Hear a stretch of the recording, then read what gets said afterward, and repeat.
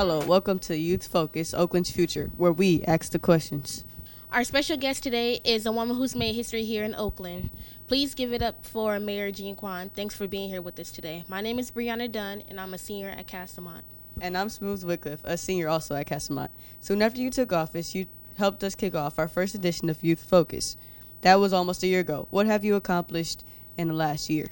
I would say some of the things that the mayor does is like some things that the school board does. You don't see it, but the budget of the city sets its priorities.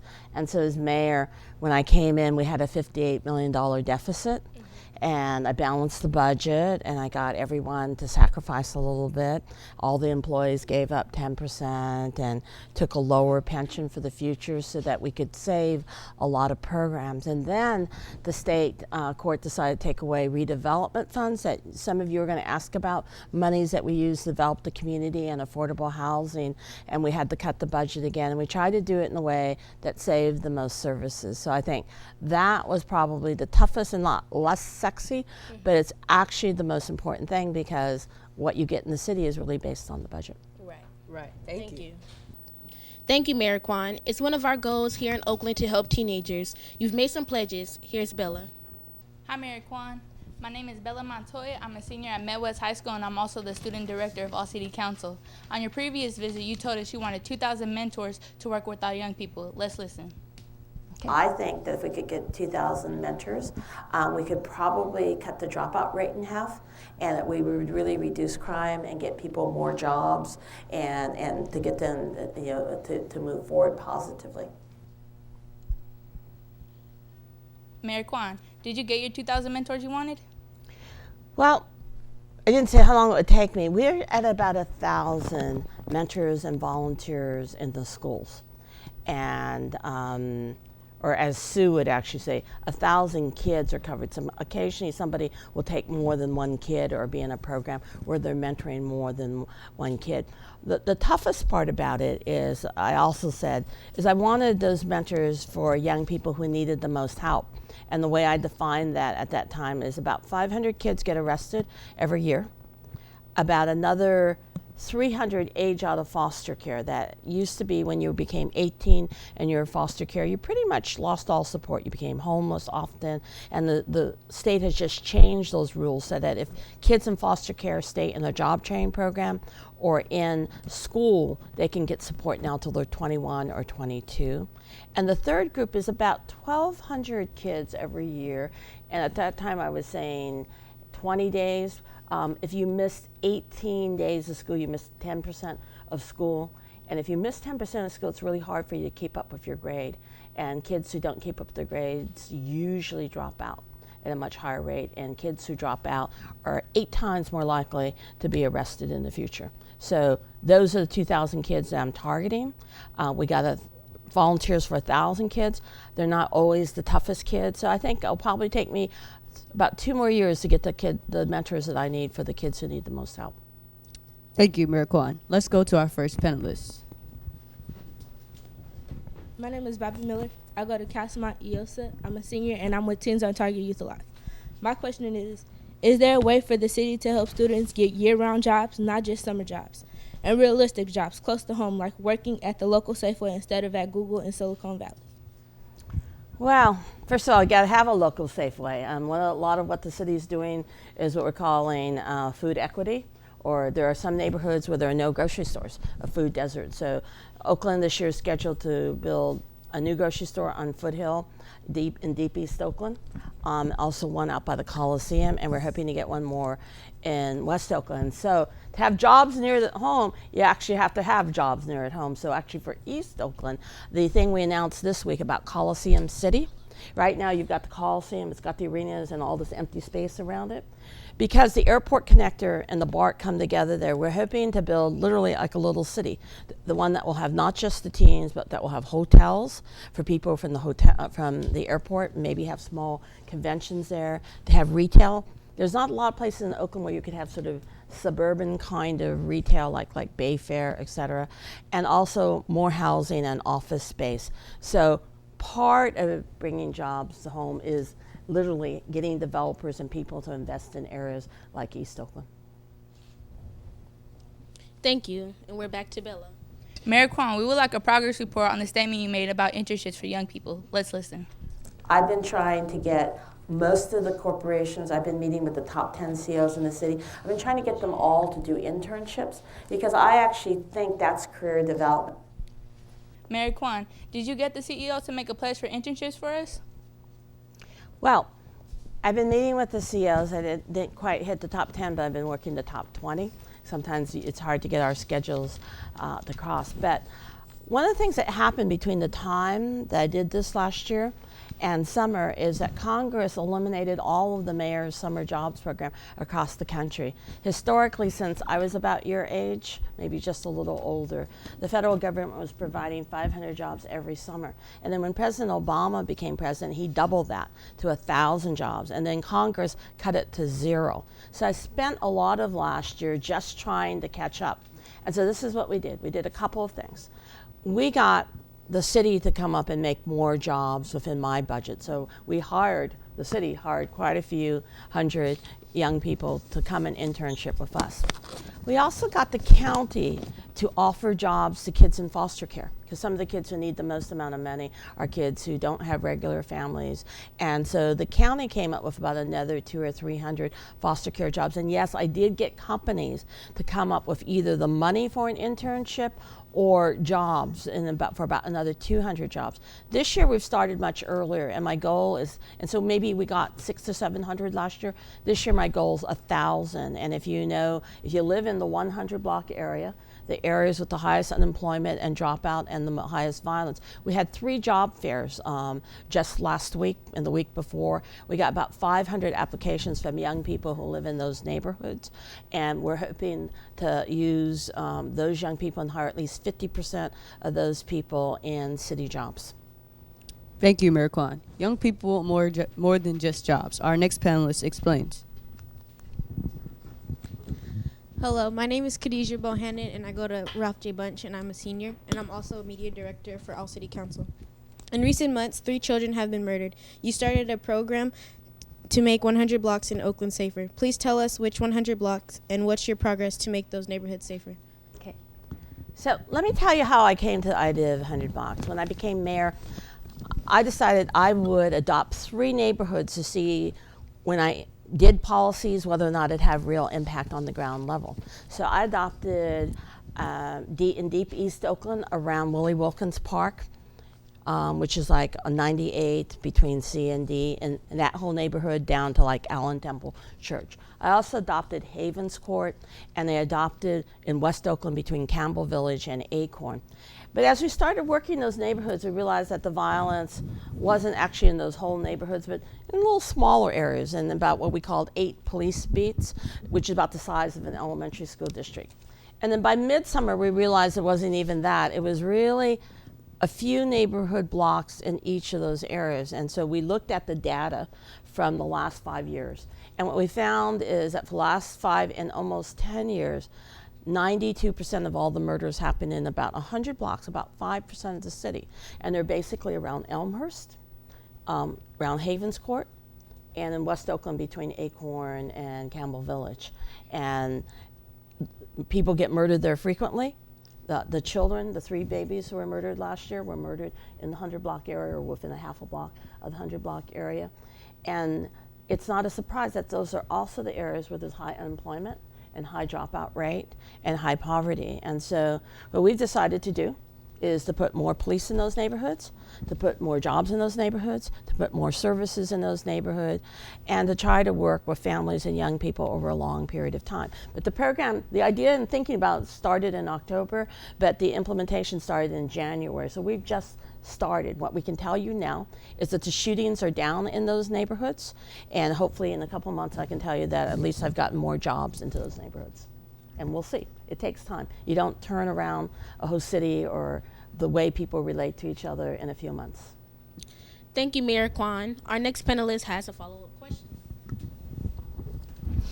Hello, Mayor. My name is Demario Lawrence. I am a senior at Skyline High School. I will represent Media Enterprise Alliance here at KDOL TV. My question is, how does your 100 block plan help to improve the relationship between young people and the Oakland police officers?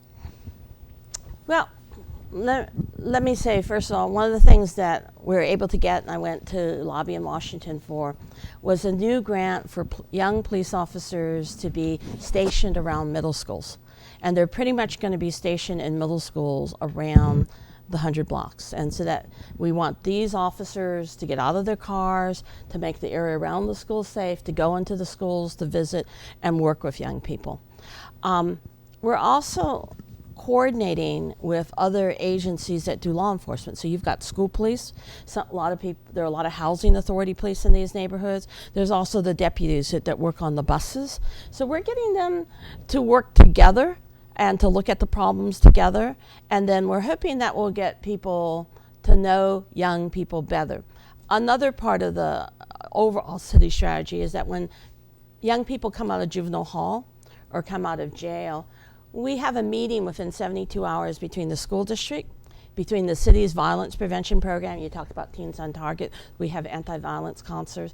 And with the probation officer, talk about where's a good place for that person to go. What's safe for gangs? What kind of educational needs do they have? And so I guess what I'm saying is we're still inventing it. We're trying to get a relationship between the police officers and the city and young people. And so I'm actually interested in ideas that you have. We're thinking of doing this project that we did when I was still on the school board, where I can't remember. Was it Team 33? We had all the police officers in their cars, and young people sort of just went from car to car and asked random questions. And this summer, so I'm not going to go over my time. This summer, we're going to pick 4 blocks in the 100 blocks, where I'm going to hire young people to organize evening activities that will bring the family and the community out into those parks. And I'm hoping to make sure that the problem-solving officers that are assigned to each neighborhood also come into the parks, and so that we can have more of a community building. We did that at Willie Wilkins Park this summer. 6 Fridays, we just had barbecue, we did some turf dancing contests, some DJs, and the crime and the violence in that neighborhood went down 50%, just because people came out, started talking to each other. Oh, that's amazing. Thank you. Here's your next question. Hello, good afternoon, Mayor Jean Quan. My name is Dejanay. I am a freshman at Laney College, and I'm representing Youth Uprising today. And my question to you is, would you consider hiring people from the community to serve as a safety ambassador and community police? That we're thinking of hiring young people to help organize these activities in the parks, and we're hiring a lot of people. We had a series of job fairs, and we're going to have a second series in April. We're hiring a lot of young people to do community cleanup and build gardens, and we're going to be hiring a whole crew to do murals this summer. So yeah, I'm creating a lot of different jobs. Now, ambassadors mean in this city, it has a distinctive job. It is actually a full-time job, and you work for the business associations. And there's not a business associations in every neighborhood. I'm trying to create one now on International Boulevard between 80th and about 120th. But only some neighborhoods have business associations. They tax themselves, and then they hire young people to be these ambassadors, to walk the streets, walk people to cars, make sure that they feel safe. Sometimes deal with occupiers downtown. They do a lot of different things. But the city doesn't hire them, the business community hires them. Thank you, Mayor Quan. We have another question from your previous visit to Youth Focus. Good evening, Mayor. My name is Victor Mercado. I am a junior at Oakland High, and I represent Media Enterprise Alliance here at KDOL-TV. So one of the solutions you talked about the last time you were here was an experiment on 3 neighborhoods. You wanted safe places like libraries, recreation centers, and even the gym at McClemens High School to stay open until 10 o'clock at night or even later on weekends. Did it happen? And was it successful?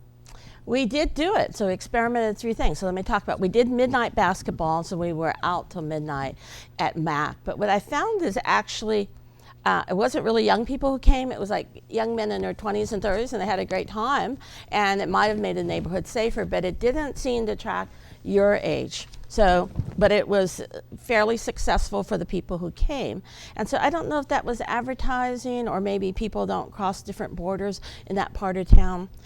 We tried Rainbow Rec, and there's been a lot of controversy over Rainbow Rec, and I won't get into that. And we did various things. And probably the most interesting thing we did is that we had our own Oakland talent contest. So a lot of the people who work in the Grammys came out and did on a rotating basis presentation. So Pop Life hadn't yet gotten to #2 on TV in that contest, but they came and they talked, and we had Lettucey and Guapole and a lot of Oakland performers who have made it come and speak and talk about what it was like to be in entertainment, what the different kinds of jobs that there were, everything from producing, etc.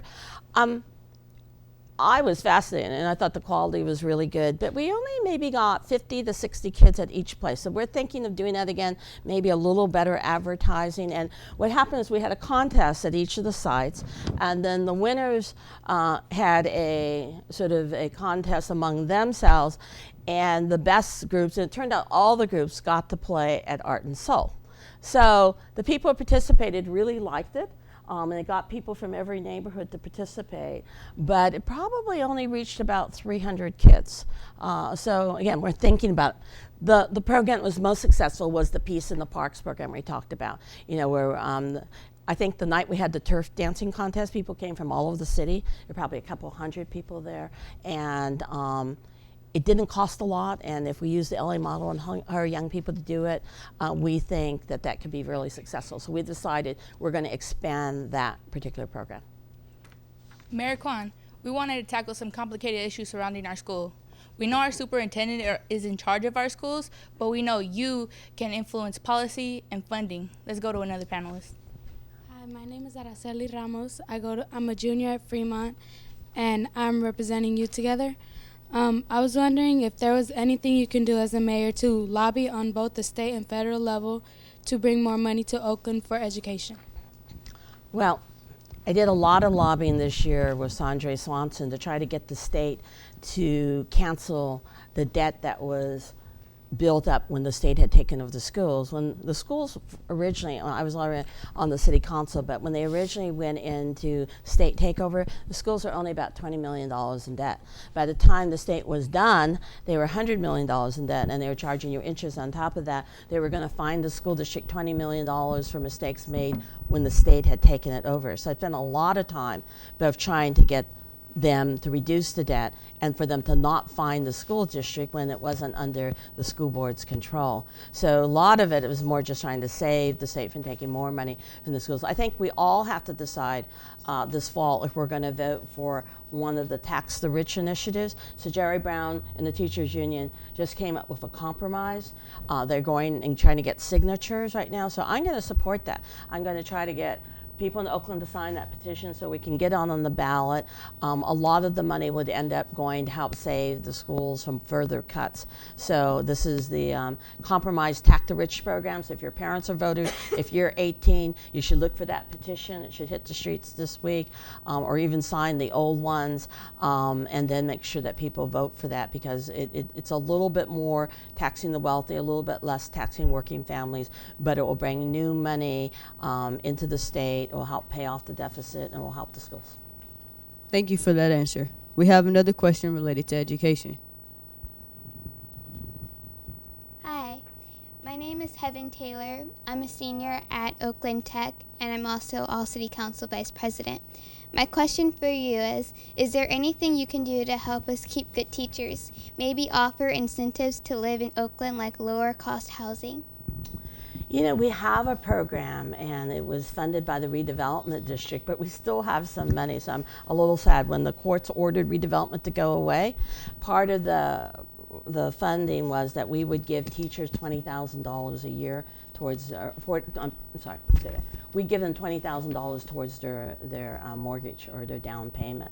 And we still have some of that money left, but we don't have any future money coming.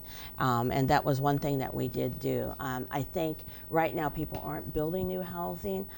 In some of the big developments, I'm going to be asking some of the developers to offer homes maybe at a discount to police and teachers, because I think right now in the police department only 15% of them live in the city, and I'm really trying to recruit more Oakland young people to be police officers, and I'd like them to live in the city, and I think that's the same for the teachers. I think that the school district's downsizing right now, and one of the suggestions I made to the superintendent is that they may want to join with us and some other groups and maybe build some apartment buildings and housing on some of the school properties that won't be used. And there's a couple of schools that have edges around there that, you know, the population's really shrunk, that possibly by using the school district land and some other funds, we could build some housing for teachers. We have a final question on our schools. Hello, Mayor Quan. My name is Jonathan Tugman, and I am a senior at Castlemont Community of Small Schools and a representative of Teens on Target Youth Alive. The superintendent wants to make our schools full service for the community. Health services are a big priority. What is the city doing to help to support the mental health of teens? Well, first of all, I got to tell you that my first job out of college was that I was a patient advocate, and I created a program where we gave physicals to every kid in the school right next to my hospital. So ever since I've been involved in education, I've been working to build clinics. So some of you are from Fremont High. That was our first clinic. I helped get the funding for that. Now all the high schools, except I think Skyline, has a clinic. And in recent times, I've worked as part of a group called Safe Passages, which is the school district, the city, and the county. And the county really is the group that provides health care and gets health funding.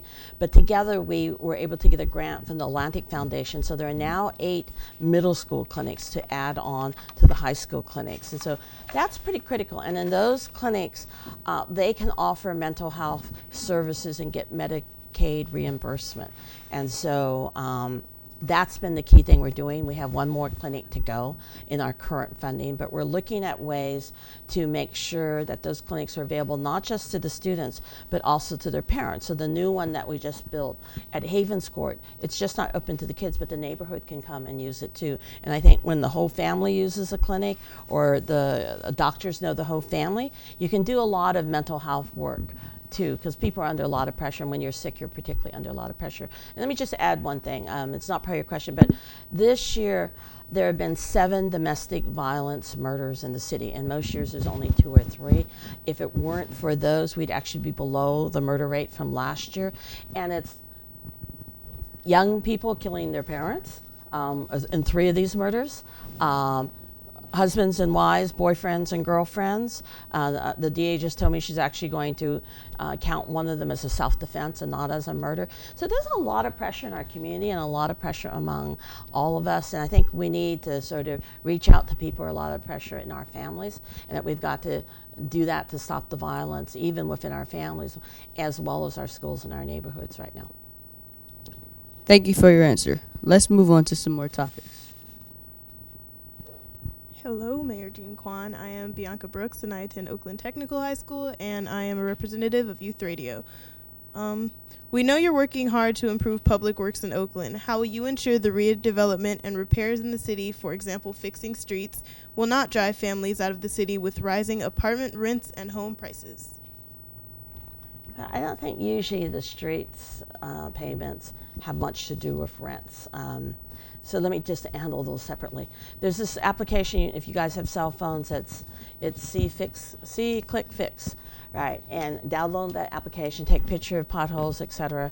And we'll get to them within about 5 to 7 days. A lot of times it's the squeaky wheel that gets the attention. In the city, when you don't have enough resources, what I find is more middle class people report more often and poor people don't. And so one of the things I've been doing in 100 blocks is asking Public Works just to go ahead in those neighborhoods and pick up the garbage, and we're self-report. But you could really help in your neighborhoods when you see a problem, somebody dumped a garbage that's dangerous for the neighborhood, or you see a pothole. If you get that application and send us a report, you'll get a number, and you can track on the internet whether or not we picked up the garbage or whether we fixed that pothole. So you can help us. Since I announced that in my State of the City, we're getting about 400 more reports every month. So that's helping us clean up the city.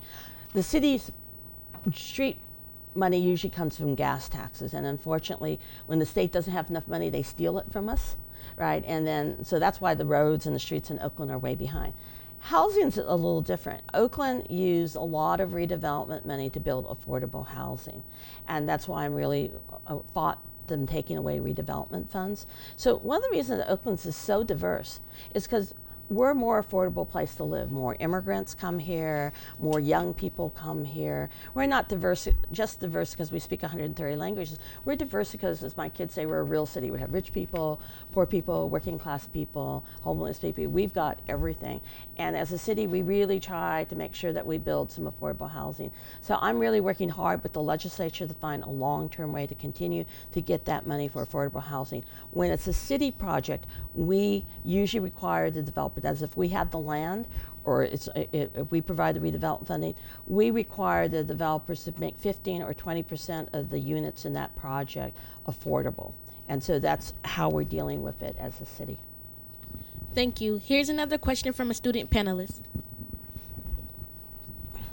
Hello, my name is Aziza, and I'm Aziza Ubaka Sampson, and I'm an 11th grader at Envision Academy, and I represent Media Enterprise Alliance. And my question is, we see so many fast food and liquor stores, and they outnumber our grocery stores in our communities. In what ways can you in the city encourage new healthy and more fresh stores and businesses to carry more healthy foods and less alcohol?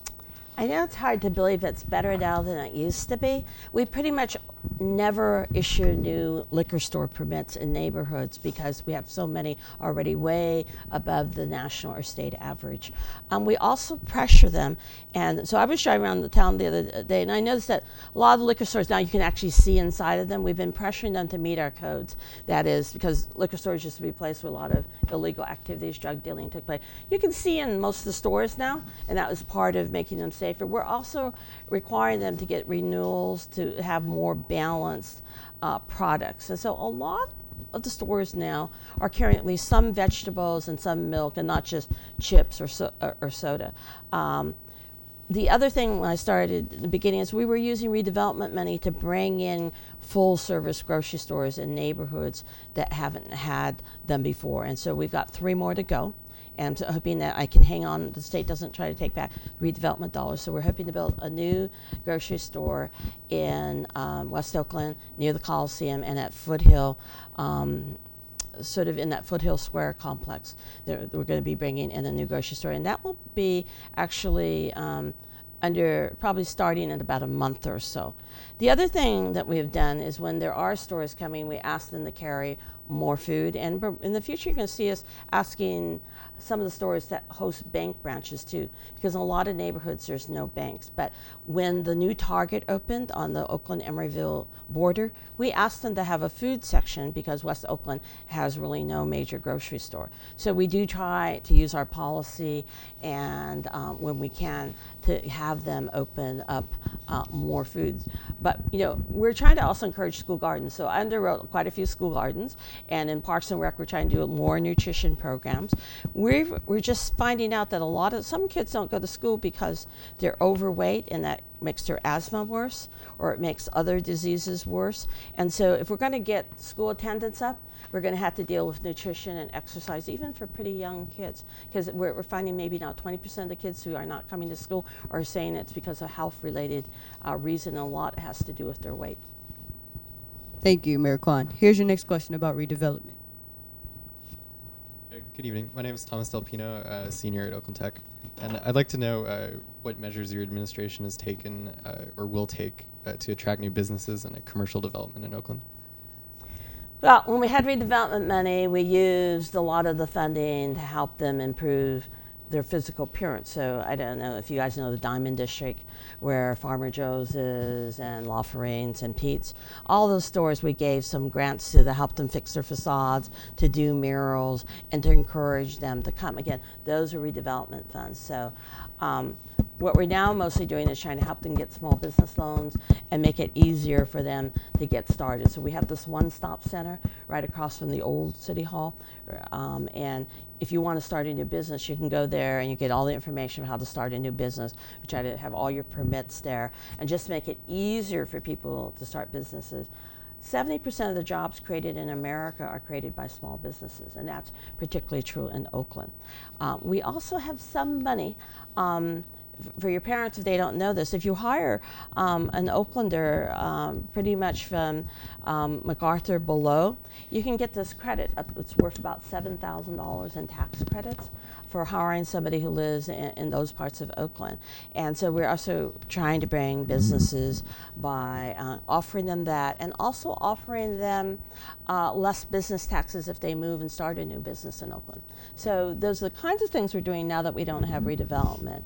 Obviously, we're also trying to pull together some big projects like Coliseum City, and by working together even with foreign investors, a lot of people believe that we can rebuild the stadiums without any government money, but with all private investment. So those are the kinds of big projects that I'm working on that will bring big projects for both construction jobs and then long-term jobs working at the hotels and the restaurants and the retail there.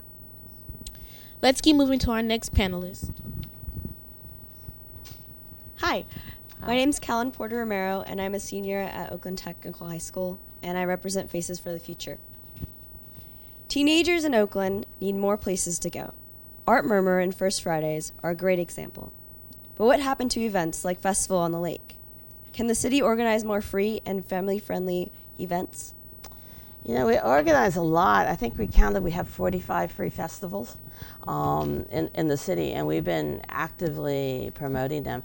We used to have enough money where we could actually give some of the festival organizers some money, mostly for security or advertising, but we haven't been able to do that. Again, redevelopment's cut. We use that money to promote that, but we have actually quite a few festivals. So if you look at almost every neighborhood now has a festival. We're trying to promote one for Deep East, but almost every neighborhood in the city has at least one festival, and many of them have multiple festivals. So everything from the Laurel Music, they have 2 festivals a year that were created when I was a council member. The Diamond has a beer festival and a big picnic in the park.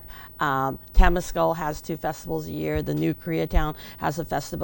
Chinatown has 2 festivals a year. So there are a lot of very free festivals, and if you doubt me, you can friend me on Facebook. I have a weekly newsletter, and I list all of the free festivals, and also you can go to the Oakland Convention Center. They list all of them. But if you have ideas of new ones and you can work with the neighborhood, you know, we're willing to work with you, but there's not a lot of city funding right now, so it's really pretty much most places done by the merchants coming together or the neighborhoods coming together to sponsor them. We now have some questions about the stories making headline news. Hi, my name is Stephen Vance, and I'm a senior at McClimas High School, and I'm president of All City Council. Occupy Oakland has been controversial and costly for the city. How do you think the movement has affected young people, and what can teenagers do to peacefully protest? I don't know. I mean, you could probably tell me the answer better. Occupy pretty much is splintered into a lot of different parts, right? So there's like a lot of, particularly a lot of the Oakland-based people who supported Occupy. When Occupy didn't take a vote to be nonviolent, a lot of people left the formal General Assembly. Like I was looking out my window last night, there might have been 20 people there. In the recent demonstrations among the people who were arrested, only 11 of the 88 people arrested were from Oakland, and a lot of the others were from pretty much the suburbs. I mean, people lived in Palo Alto, San Ramon, Pleasanton, Novato. When we were looking just at the addresses, like where are these people from? The guy who just got charged for breaking all the windows in Ogawa Plaza lived out near a suburb near Sacramento. So among the young people I know, a lot of them were doing activities before Occupy came, and they're still doing them. Right, but that they got turned off. So like a lot of the people who are working on ACE on the foreclosures, there are quite a few high school students who have been working with them. People who have been working like with APEN on environmental issues, the young people I know, they pretty much have separated themselves off from Occupy because they sort of feel they were doing that work before Occupy happened, and that they're doing it more grounded in the community. But I do think that, you know, a lot of people identified it, whether they're young or old. I had a interesting discussion this morning with someone who probably belongs to the 1%. And, you know, I was trying to explain to them, I think most people would like to see more fair taxation. That's why even Jerry Brown is doing this new bill to tax the rich. And people would like to see that the banks be more fair to homeowners, like I'm doing with Sandre Swanson, a big fair this upcoming next weekend to help people try to keep their homes, and we're trying to change. So I think the ideas of Occupy continue. Some of them continue with people who are doing the work way before there was an Occupy movement. But I think the idea of there being more fairness, that a lot of people supported it. And a lot of people of my generation loved it in the beginning because we liked seeing young people getting involved. But when it became violent, I think it became very divisive, and it was really hard to support. And I'm hoping that people can find alternative ways to support the movement. Thank you, Mayor Quan. Next up is Edson. Good evening, Mayor Quan. My name is Edson Gonzalez. I attend Castlemont High, and I represent Youth Uprising. My question is, immigration rates continue in many communities while Oakland is supposed to be a sanctuary city. What kind of action plans are you taking that we can hold you accountable for to preventing immigration raids and keeping families together in Oakland? There's not much I can do to the federal government. I think that's a discussion a lot of us have been having with Washington. But we have been doing what we can to try to make sure that it's safe for immigrants and that they're not discriminated in. So you may know that Ignacio Del Fuente and I sponsored a Muni ID card. We're now negotiating with a bank to make it also a debit card. So it's taken us a long time, but we think that card then allows people to do certain things without being fearful. So if you want to make a report to the police, you can show that ID. If you get a parking ticket or your car is towed away. Also, because it is a debit card, it's interesting that banks have more privacy protections than a government has, which is why I've been waiting to make it a debit card, because there's certain information with that card that we wouldn't have to give the federal government because of the privacy protections. So we've been doing things like that. We've also been trying to make sure that some of our practices aren't discriminatory. So for instance, we do driving stops, and no matter who you are, we don't let you drive and you have to pick up. And what's happening is if you didn't have one to pick up the car, it often got towed. But if you're undocumented, you have no ID, you often lost your car. So we've changed the practice of just letting them park it, and that they can get a friend to come and pick up it. Otherwise, it wouldn't be towed away unless it was just there for days and days and days, and it was in like a parking zone or something like that. So we've been looking at each practice to see what we can do to make sure that people who are undocumented aren't unduly discriminated against. But it's an evolving thing where, as more and more people come forward, and I think it's going to be a major issue in the presidential election. And so I'm hoping that the big Latino vote in particular will make particularly Republicans stand down a little bit from their more aggressive legislation. Thank you, Mayor Quan. Since we do have some time for other questions, if the panelists have any other questions, you may go ask. Anyone? Bianca.